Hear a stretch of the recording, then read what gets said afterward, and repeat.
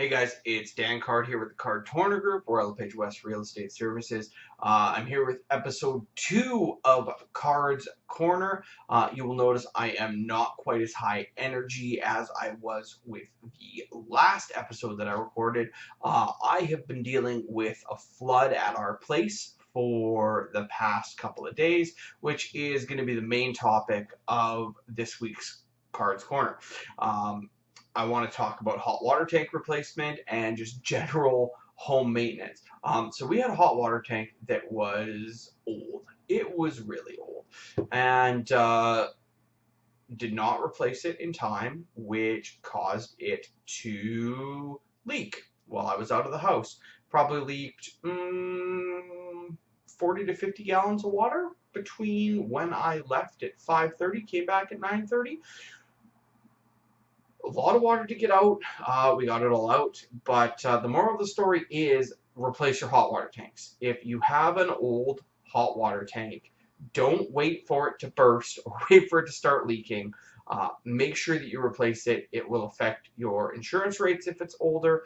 And frankly, it costs you a couple $1,000, maybe. Usually it's more like $1,000 for the hot water tank and the cost of the plumber to come in and install it. So just do it. Make sure you do that maintenance because it's going to either cost you a deductible on your insurance and then increased insurance, or it's going to cost you thousands of dollars in remediation work to have guys come in and get all the water out, dry it, dehumidify, and then do all the replacements. So make sure you're doing your regular home maintenance, not just replacing your hot water tank, but make sure you have somebody coming in to check it out regularly. Make sure that you are getting your furnace serviced, getting your furnace replaced when it's needed. Make sure you're checking your roof. Basically, make sure you're getting a home inspection done every couple of years on your own home to make sure that there's nothing pressing that really needs to be done. You'd be surprised how often water can just get in behind tiles in your home. So that is the first thing that I wanted to talk about is just home maintenance. Make sure that you're getting it done. The next thing that I wanted to talk about was Strata insurance because there is a lot going on out there right now, a lot of talk in the media about the increases in Strata insurance. Basically, insurance for Stratus has increased anywhere from 30 to 800% in the case of some older piece of shit buildings that never should have been built in the first place and are basically falling down.